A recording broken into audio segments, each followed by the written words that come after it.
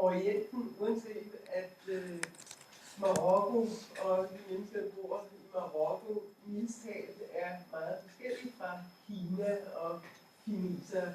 Man har ifølge Said ligesom essentialiseret Orienten og alle de mennesker, som bebor den her Orient.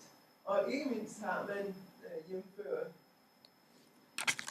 den tidligere snak om os og dem, fremhævet en absolut og systematisk forskel mellem Orienten og Vesten. Orienten og alle dens folk er decideret ikke som Vesten. Vesten er rationelt udviklet human. Superior Orienten derimod er afvigende,